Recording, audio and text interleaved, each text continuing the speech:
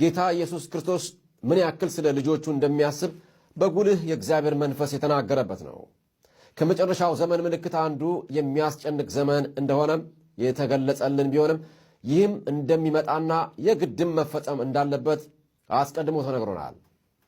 በየትኛውም ዓለማት ውስጥ ብንሆንም የተናገረው የምድርና የሰማይ ጌታ ስለሆነ በዚች ዓለም ውስጥ በሚከሰቱት አስከፊ ድርጊቶች የሰው ልጅ ሰለባ ማድረጉ ይታወቃል።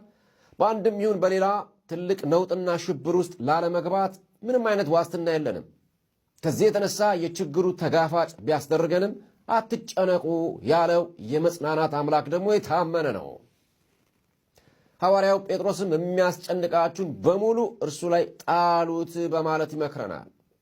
ወገኖች፣ በተለይ አሁን ያለው የኑሮ ውጥረት በዓለማችን ላይ እያንጃበበ እየመጣ ካለው ጦርነት ጋር ተያይዞ የሰው የመኖር ህልውናው ጥያቄ ውስጥ በሚያስገባበት ጊዜ እንቅልፍ እንደ ቆቅ በሚመስልበት ወቅት ወደ ክርስቶስ መሸሸግ ትክክለኛ ምርጫ ሲሆን በጌታ ሆነን ላለነውም ነገን እንዴት ነው የማልፈው የሚለው ግራ ሊያጋባን አይገባም።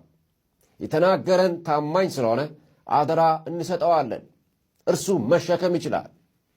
እንኳንስ የጥቂት ጊዜ ጭንቀታችንን የዘላለም ፍዳችንንም እንኳን መሸከም የቻለ ነው።